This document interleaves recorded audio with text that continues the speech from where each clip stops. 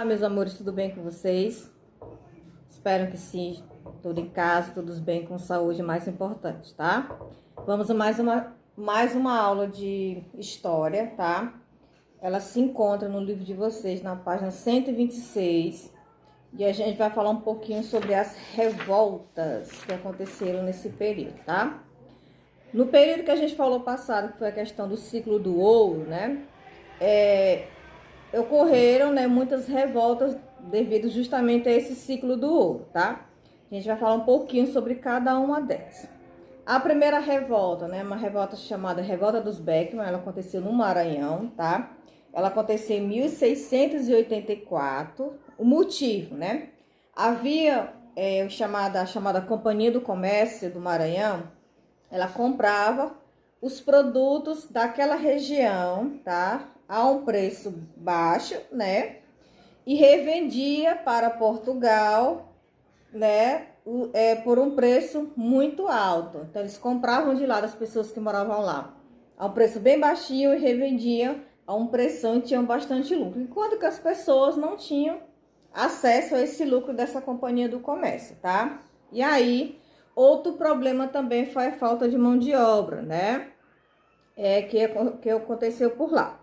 E aí, um homem chamado de Manuel Beckman, né, um fazendeiro muito rico e respeitado da região, ele foi o líder dessa revolta, né, que traz justamente o nome dele, né, é a revolta de Beckman, tá? O governo português, ele conseguiu sufocar essa revolta, tá? E prender os principais líderes, né? Inclusive o líder principal, Manuel Beckman, foi condenado à forca, né? Como exemplo para os outros não se revoltarem contra Portugal. Depois nós tivemos, tá? A Guerra dos Emboabas, ela aconteceu em Minas Gerais em 1708. Entre os paulistas e emboabas. O que eram emboabas? Eram forasteiros que vinham de fora, então eles davam o nome de emboabas, tá? Os bandeirantes, eles descobriram ouro, né? Hoje é a região de Minas Gerais, e achavam que somente eles tinham direito de explorar esse ouro, tá? Só pertencia a eles. E aí, né, isso trouxe muitas pessoas, claro, a descoberta de ouro chamou a atenção de muita gente, né? Da descoberta das minas de ouro, tá? Com isso, os paulistas, que foram chefiados por Manuel Borba Gato, tá? E os emboabas, que eram chefiados por Manuel Nunes Viana. O que aconteceu? Os emboabas, eles conseguiram preparar uma armadilha lá, uma emboscada para os paulistas, e muitos morreram, né? E aí, muitos paulistas, eles saíram à procura de ouro em outra região, preferiram não entrar mais em conflito com os emboabas. Tá? Então, outra revolta que aconteceu também, ela é chamada de Guerra dos Mascates. Ela aconteceu em Pernambuco em 1710, tá? O que aconteceu? Com o crescimento de Recife, né, Recife se tornou um lugar emancipado, um lugar livre, né? Por conta do seu enriquecimento pelo comércio, né, e pelo empréstimo, né, bancado pelos comerciantes, né, a recifenses, tá? Apelidados de mascates. Isso gerou nos olindenses, né, dando o nome de Guerra dos Mascates, tá bom? Por causa do apelido que eles tinham, tá? O que aconteceu? O governo português, por meio do governador nomeado Félix José Machado, pôs um fim ao conflito, né? Mantendo a independência de Recife. De Recife que tinha crescido, como eu falei, se emancipar, se tornar independente, livre, né? Continuou sendo assim, né? Tornando de 1711 a capital de Pernambuco, no lugar que era a capital antes, que era Olinda. Então, Recife cresceu bastante por conta dessa questão do empréstimo que as pessoas tomavam e deviam dinheiro para as pessoas lá, chamadas mascates, né? E aí isso fez com que a cidade prosperasse, crescesse, né? E que as outras se endividassem com ela, digamos assim, certo? Aí teve o nome de Guerra dos Mascates, tá? Tivemos outra também, que é a Revolta de Felipe dos Santos. Essa também aconteceu também em Minas Gerais, em 1720, tá? Na Vila Rica, hoje Ouro Preto, né, no estado de Minas Gerais. Em 1720, as autoridades portuguesas, elas proibiram a circulação do ouro em pó, né, em todas as regiões de mineração, tá? Ele só podia ser negociado a partir daquele tempo em barras, né, de ouro, tá? E daí eles tinham que retirar aquele chamado de quintado, que era o valor, né, descontado, o quinto do seu peso para o pagamento de impostos à coroa, tá bom?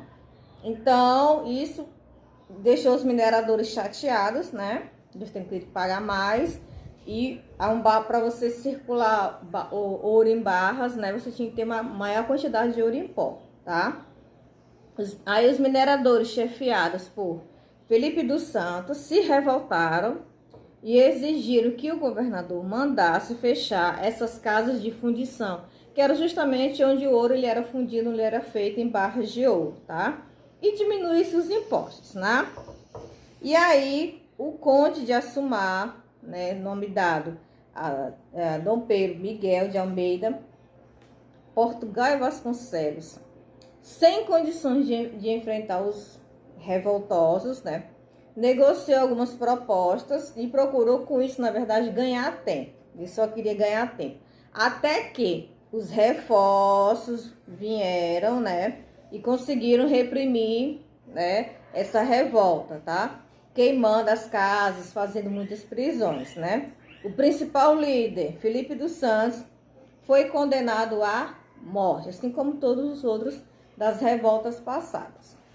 Nós tivemos uma também, outra, aliás, em Minas Gerais, tá? Bem famosa, bem conhecida, que é a Inconfidência Mineira. Ela aconteceu em 1789, em Vila Rica, atual estado de Ouro Preto, tá? E tinha como objetivo a independência dessa capitania, ou seja, a independência de Minas Gerais. Minas Gerais não queria mais ser mandada por Portugal, tá bom? E aí eles começaram, as pessoas que estavam apoiando essa ideia, elas começaram a se reunir secretamente, né? Para elaborar um plano para libertar Minas Gerais do domínio português. Quem fazia parte dessas pessoas que tinham esse desejo? Eram pessoas ricas, né, instruídas, mas também tinha pessoas mais humildes. Entre elas, né, o Joaquim José da Silva Xavier, conhecido como Tiradentes, tá? Joaquim Severo dos Reis, componente do grupo, ele traiu, né, os seus amigos, seus companheiros, denunciou o governador a revolta que estava sendo programada, né? E aí o que aconteceu? Havia na época, que eles chamavam de derrama, que eles cobravam os impostos atrasados. O governo português suspendeu essa derrama, tá?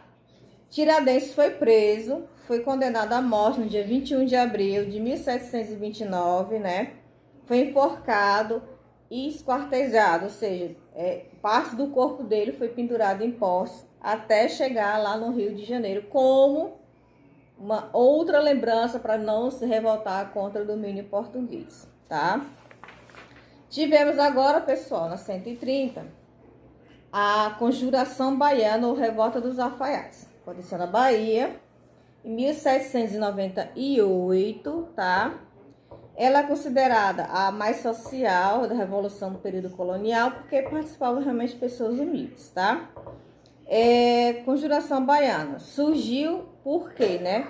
Da insatisfação dos habitantes da antiga capital, né, do Brasil, Salvador, após a sua transferência para o Rio de Janeiro em 1763. Então, Salvador era a primeira capital do Brasil.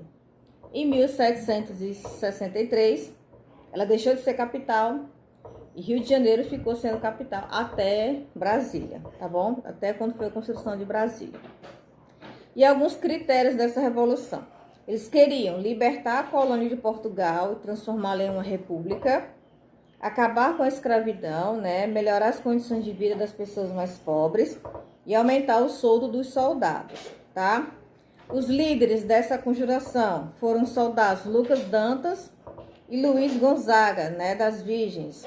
E os alfaiates, Manuel Faustino dos Santos, Lira e João de Deus, né, nome pela qual também tinha esse nome dessa revolução, Revolta dos Alfaiates, tá?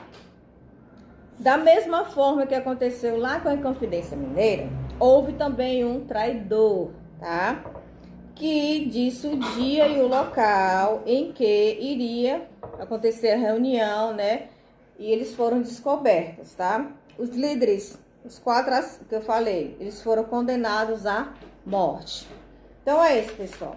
Toda revolução, ela tinha um preço, mas sempre deixava uma semente que as pessoas poderiam lutar por algo melhor, tá bom?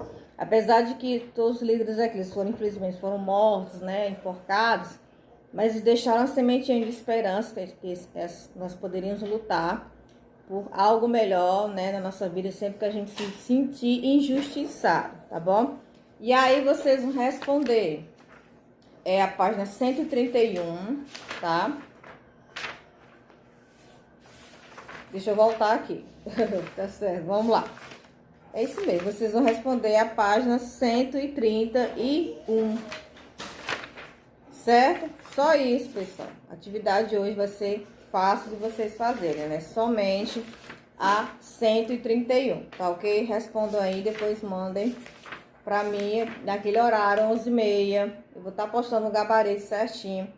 Né? Eu creio que todo mundo vai conseguir terminar, porque só é 4 questões. Então, não tem desculpa para não terminar 11h30 hoje a atividade, tá ok? Então, fiquem com Deus, fiquem em casa, se cuidem, tá? E até a próxima.